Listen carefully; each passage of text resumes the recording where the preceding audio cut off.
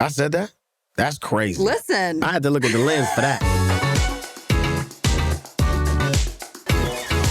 Welcome to Richer Lives, the show that teaches you how to use money to live your best life. I'm Vivian Tu, aka your Rich BFF. You might recognize today's guest, Anthony Ramos, from one of the highest grossing films of the summer, Twisters. Thank you so much for joining me today, Anthony. Thanks for having me.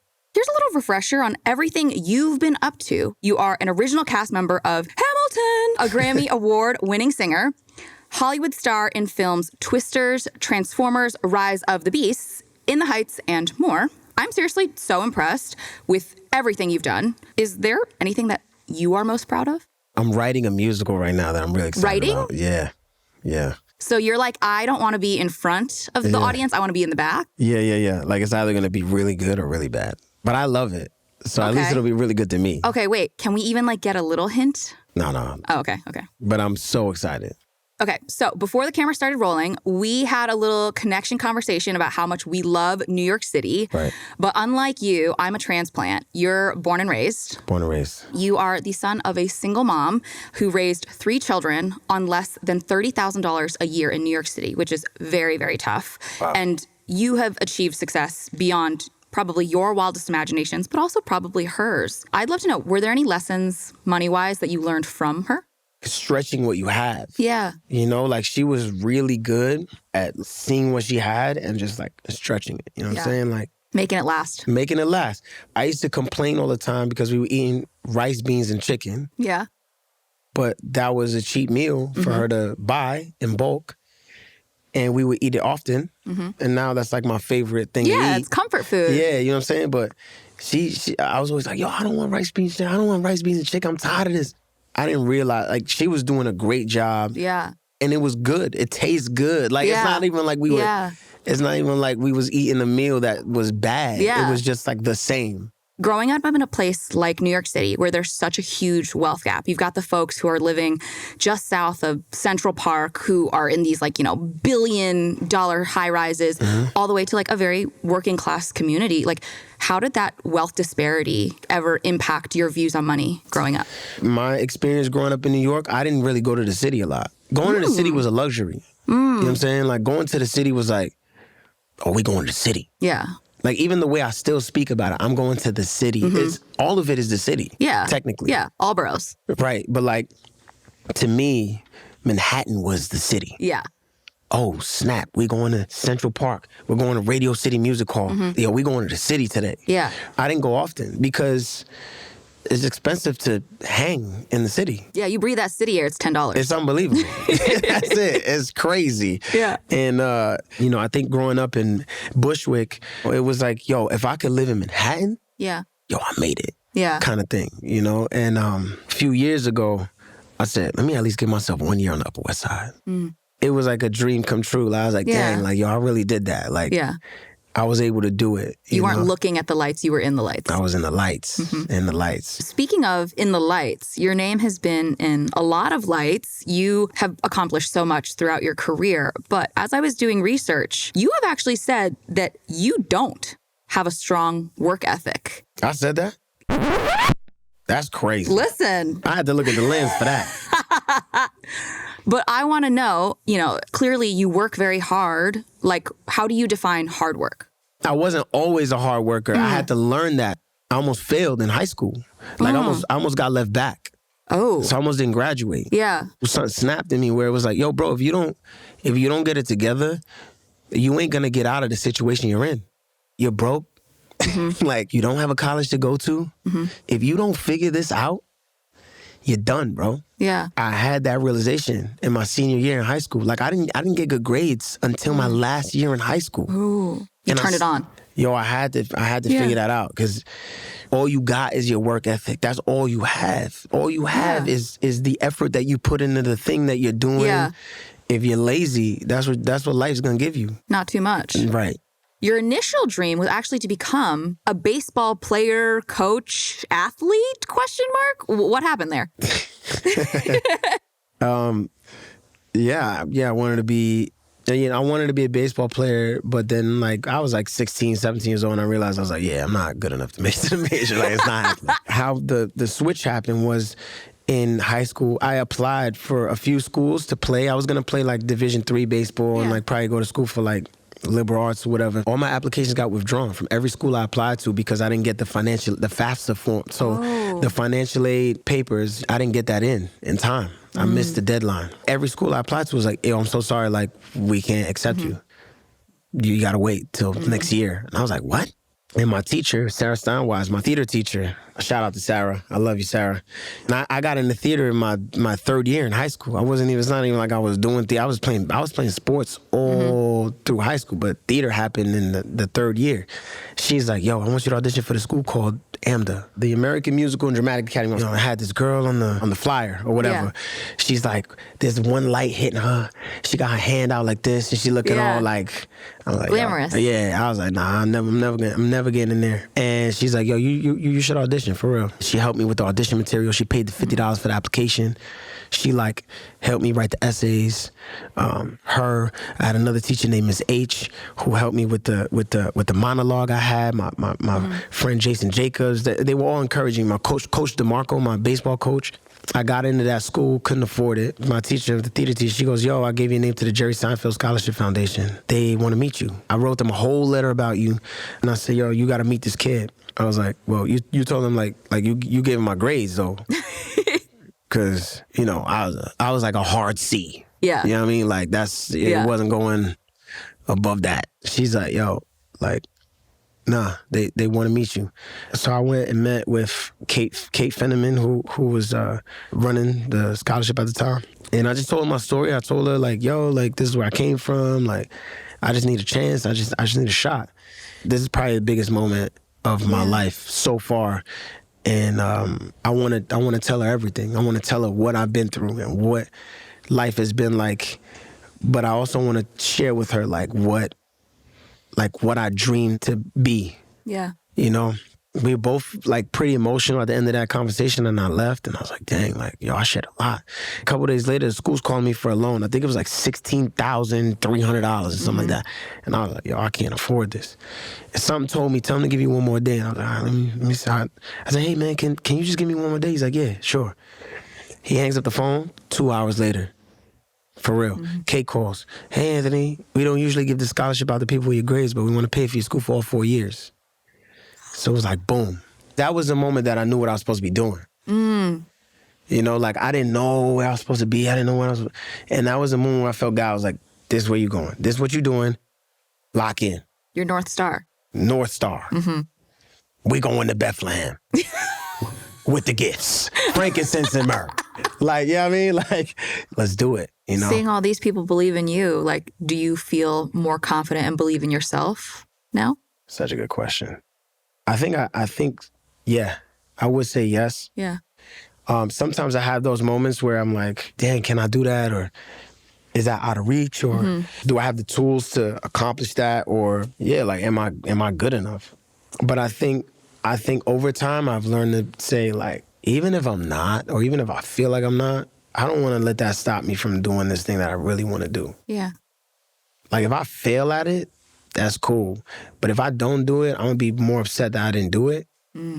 Especially that I didn't do it because I felt like I wasn't good enough. I'm going to be more mad about that. Yeah. Every failure leads to a future success, right? Come on, you got to fail. Yeah. You got to take the L's. Like, yeah. I've been on so many auditions. I don't even know how many no's I've gotten. Right. I don't know. I couldn't tell you. But I could tell you every job I got. Right. But like the amount of no's, I mean, it's too many to count. Yeah. Too many. People are like, yo, how is it now for you? I'm like, what do you mean, bro? I'm like, I'm still getting no's. Every no is one no closer to the yes. So when you get a no, get encouraged. Yeah. Cool. I'm one step closer to where I want to be. Because that's not where I'm supposed to be. So I don't got to waste my time going back there. I'll give you an example. The same team that did Hamilton did In the Heights, right? And I auditioned for them 4 years prior to me auditioning for Hamilton. I saw me bomb that audition. I cracked on the high note, like everything. I didn't get In the Heights back then. And 4 years later, now I'm here. I'm auditioning for Hamilton. I get the show. And then I asked the musical director, Alex Lackamore, I said, yo, Alex, like, yo, why y'all didn't cast me back then? He's like, because you wasn't ready. You weren't ready. And now you were. Sometimes you're not ready. Yeah. But you keep getting ready. You keep working on it. Okay, so you didn't get cast in the Heights on Broadway, Well, but yeah. you get the movie. How'd you get that? Your second shot. Second shot. I did In the Heights at the Kennedy Center for 2 weeks, and Lynn came to the show. And he described seeing the show. He said, imagine you're a dad. You've been tapping for all these years. You was a performer. You take your tap shoes off. You put them in the box. You put them up on the top shelf in the closet, and you haven't touched them in years. And all of a sudden, downstairs in the living room, and you hear tapping coming from upstairs. And it's the most beautiful sound you ever heard. You go upstairs and you see it, it's your son tapping, and you realize that the shoes that you wore were never meant for you, they were always meant for him.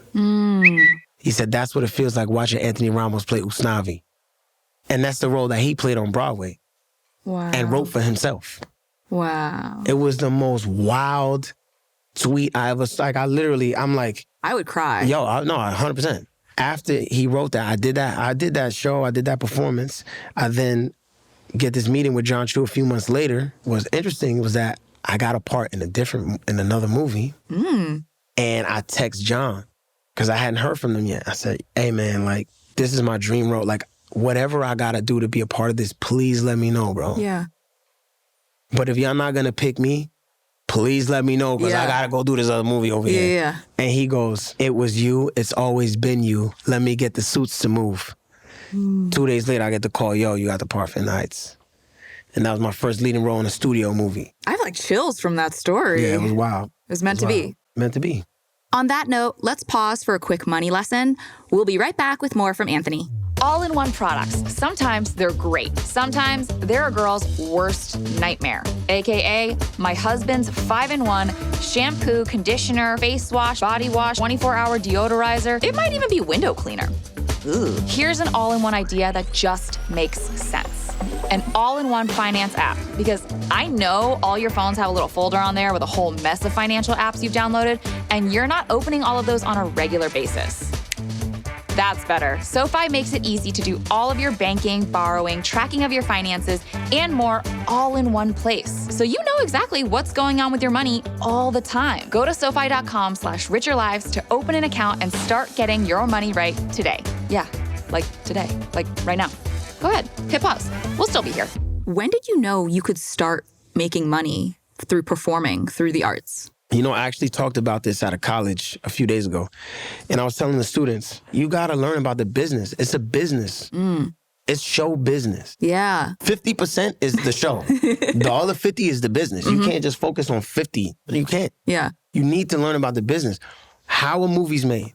Who's making them? Who's packaging the movies? Who's financing the movies? Who are the studios? What are they looking for? Who's buying what? You gotta learn where it's funneling from. And then you like, all right, cool, like, how do I get there? Even if you're far away. Like, I was doing this when I was like, I didn't even have an agent. Yeah. Like, I didn't have an agent for like 3 years. I graduated college, I got an agent and got dropped because I wasn't getting work. And I was just doing open auditions. But I knew there was money to be made. I'm seeing it. I'm like, yo. Like, I have a friend, my friend Phoebe. She was a Rockette, and we did the Radio City Christmas Spectacular together. Phoebe is phenomenal with money. Yo, she bought an apartment in New York. And she was like 25, 24. And I'm like, dang. But Phoebe was always so good with money. She's frugal, she's smart, she ain't overspending. She's like a person in my life, or people like her taught me, like, yo, you don't even need to make millions of dollars for you to be able to buy something, or for you to, you know what I'm saying? To have the life you you just gotta want. be smart. But then, you know, I was like, nah, I wanna get nice with this. I wanna be... You want to be good with money because you saw what it could get you. I want to, let's go. I just ask a lot of questions, and I just learn. I learn, and I'm not afraid to make mistakes. I'm not afraid to get aggressive with an investment sometimes. Do I do that often? No. But if there's something that I'm like, yo, I'm super hyped about that, invest. Like, just do it. And if you take the L, you take the L and you learn from it. But if you get that W, you won big. That's when I learned, I was like, yo, there's a business. And then there's other avenues. It's like, yeah, you could be an actor, but you could also be a producer. Oh, I could do the music for this too, and I can make a bag over here too. So I'm going to be in the movie, I'm going to write a song, and I'm going to get publishing, and I'm going to get money on the master. You start to figure it out. And as your business expands, you can figure out how to be a part of the thing, not just in front of the camera, but behind the camera. If I can make money doing it, cool. But I love all of these things too. So I'm like, because I love it, I'm going to give it my all.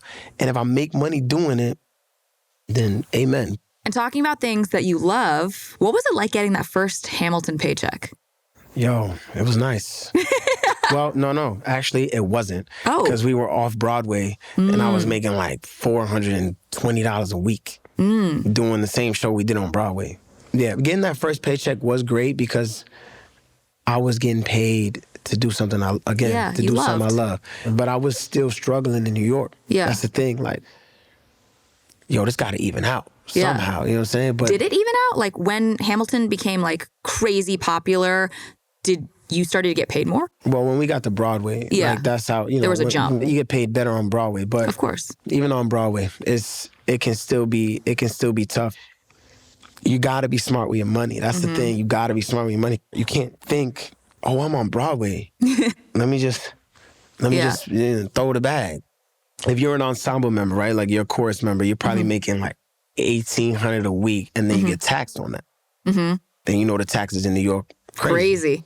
So you probably come home with like $1,000 a week, right? Maybe like $1,100 a week. But they paying their agent.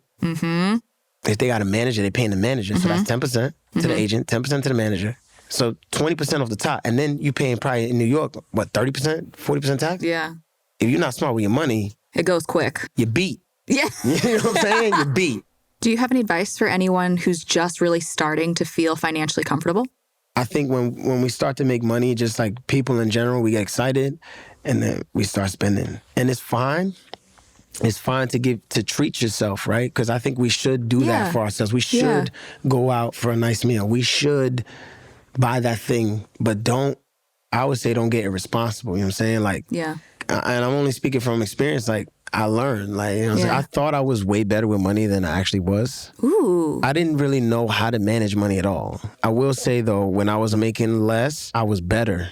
So then you knew you had to tighten the belt. I had to tighten the belt. You know what I'm saying? Like, you got to know I'm getting this amount. I got to save this much for this bill. I could get 2 slices today, or I could get 1 slice. And then I asked the dude, I'm like, yo, man, just cut me a big slice, please. Yeah. You know what I'm saying? I was good then. But I think the more money I made, the worse I got with money. Ooh. Yeah, I'll tell you the epiphany moment that I had when I realized I wasn't good with money. I got a business manager for the first time. I didn't even know what that was. Yeah. So they were like, oh no, she's gonna help you pay your bills, she's gonna do the accounting, she's gonna do the whole thing. I couldn't justify. I was like, wait, I gotta pay her what? I gotta pay her to help me with this? Yes. She comes on board. I'm like, yo, I wanna go on this vacation to Hawaii. She's like, all right, well, you got the money right now, you can do it. A few weeks passed, not even months, weeks. I spend the money. Didn't even realize I was spending the way I was. That was your Hawaii money. That was my Hawaii money. So finally, now I got the vacation days. So I'm like, yo, I'm ready to go to Hawaii. She's like, nah, you can't. I was like, what you mean I can't? She's like, you can't go to Hawaii. Why? I thought we had the bread. She's like, I thought we had the money. She's like, had. You had the money. You don't anymore. How did I blow that money so fast? How was I so irresponsible? Yeah. That was something I was looking forward to, and now I can't do it. And I was like, I don't want to feel that way anymore. I don't want to feel like I can't do a thing because I was irresponsible. That was like the kind of light bulb moment where I was like, yo, like, it's okay for you to accept that you're not good at a thing you thought you was good at. Get advice. Yeah. Receive the help. And like, yo, implement it, bro. If she tells you can't do a thing, don't do it. You know what I'm saying? Yeah. Like, today you has to take care of future you. Come on. Hey, look, you just bars. I'm like, damn, see? And it's okay to also get advice and get help. Get a financial advisor. That's an investment that is worthwhile. Getting someone to look at your money that has no nothing to do with your life, that they literally looking at just the numbers like, yo, my man, what is this? What is this list of things that you're doing? Yo, I don't know your life, but what is happening over here? Yeah. You say, all right, you know what? It's cool. Like, I hired this person to hold me accountable. It's the same as a therapist, as a doctor, at whatever, right? Like, get someone that you can call. Terry Martin, shout out, love you. Like, I ask all these questions because I didn't know. Yeah. Like, we don't get this education in school. None of it. No. Like, what's city tax? What's corporate tax? What's an HOA? Why am I paying an HOA, right? Like, you like, yo, like, you know what I'm saying? Like, I was going to mortgage a house in New York that was more than, like, I was, like, on the cusp. Like, it was right there. Yeah. Like, I can afford it, but it's like, it's tight. The meter was doing this. Yeah. And I waited 2 years. Let go of that place, waited 2 years, and I was able to buy my apartment and not mortgage it. I was able to buy it just in full. Yeah. Because I saved. And bought it for less than what that other place was gonna be. And I was gonna mortgage that place. And that mortgage was gonna be crazy every month. It's like we put ourselves in a position we gotta catch up, as opposed to us just sitting back and being patient. You wait for the right moment and then you go. As opposed to you being like antsy, like, no, but I got it. I know I have the money, so let me, and been so many conversations I had with Terry, like, no, but T, I know I have the money. She's like, Anthony, it's not about what you think you're gonna make. I don't care what jobs you got coming up. Yeah. It ain't here. I'm talking about what you got right now. Yeah. You gotta be realistic about what you have. Yeah. You know what I'm saying? And not get like aspirational and not get like, sometimes you can get enthusiastic about what's coming. Yeah. And then you make bad decisions because you're like, but that's coming. How do you manage that, by the way? Because a lot of people who have more traditional jobs, they can count on a paycheck every 2 weeks like clockwork. But in the entertainment industry, sometimes, it's raining and other times it's dry and you don't get paid consistently. The thing about it is like, even if you do have a job, you could get fired tomorrow. Period. That is very true. Very true. What are we talking about? Yeah. It's inflation right now. Yeah. Like, cost of living is up. The cost of living is up. Like, if you for 1 second think that you just chilling in your job and you can't get fired, you're bugging. You're wilding. In my life, I have to live that way because it's like, I do the job for 4 months and then I'm like, all right, cool. Like, here we go. Let's find another job. Yeah, like, let's find another job, or let's see what the next opportunity is, or let me see what I have. Yeah. You got to look at what you got. What do I have right now? How do I make the most of this? And when you can focus on that, everything's extra. Oh, okay, yeah, I got this. It's gravy. I got another paycheck. Right? Like, everything feels like a bonus when you literally focusing in on what you got. Yeah. And on how, like, and it goes back to my mom. My mom she was good with that. Yeah. When we was kids. She made $32,000 a year raising 3 kids in a 2-bedroom apartment in the projects in Brooklyn. Look at what you got. Yep. You know what I'm saying? Before we go even further into your journey, I want to share another money tip. Did you know that 1/3 of people know more about a celebrity's net worth than their own? Hello, it's time to know your own net worth. And luckily, it's really easy. Said simply, your net worth is what you own minus what you owe, aka assets minus liabilities. That's the formula. But let's be honest, hunting down all your balances, property values, and calculating this yourself sounds low-key exhausting. Luckily, apps like SoFi exist to help you easily track your net worth. Because if you don't know where you're at, you can't really get to where you want to go. Just download the SoFi app, connect your accounts, and start keeping tabs on your net worth today. Since starting on Broadway, you have actually recorded 2 studio albums and 2 blockbuster movies. Can you tell me about this next phase of your career? It's just continuing to do stuff that feels great. If I haven't done that and I want to do it, I'm like, yo, let's go. Let's do it. I wanted to be a superhero, and I got to play one of the Transformers. I never played a villain before. Playing a villain in the MCU and Marvel. Yeah. In the Heights was that was my dream role, doing that movie. And I think the next phase is all right, cool. How do I level up? I want to be an actor in the movie, but how do I produce it as well? Where do we need to shoot? Who has good tax credits? Like learning all these things about what it is to be on the other side of the camera. You know, I want to direct, you know, so I've been learning about that as well. And Can I ask you the hardest question of this interview? Yeah. Pick your favorite kid, movies, Broadway, music. Music. Really? 100%. 100%. There's nothing that I love more than writing songs. Okay. Like, I love I being... don't know if I would have guessed that. I love being in the studio and, like, you come out with a song. You're like, dang, we had nothing Yeah. when we walked in today. Yeah. And, dang, we got this. Is it a money thing? Do you make the most from your music or? No, I don't. I make the most from maybe acting, I mean, at the moment. Yeah. But I don't know if it's going to stay that way. I feel like music about to... That's a good attitude. I feel like music about to... Blow up. At this point in your career, do you feel rich? Yeah.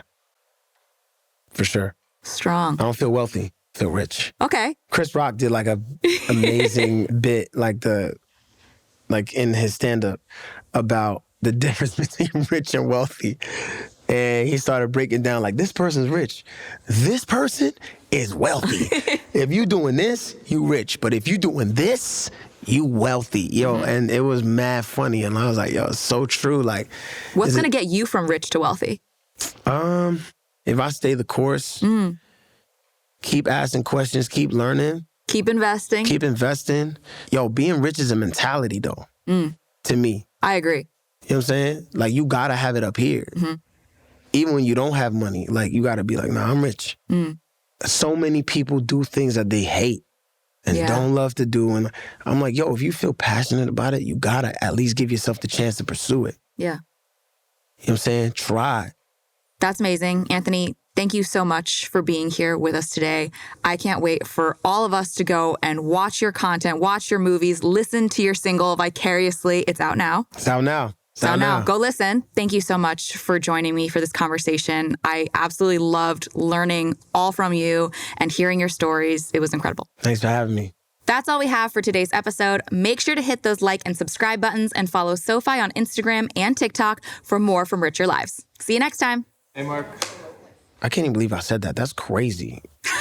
That is crazy I said that. I mean, we can redact it and say, let the record show. Let the record... Anthony works incredibly hard and has an incredibly strong work ethic.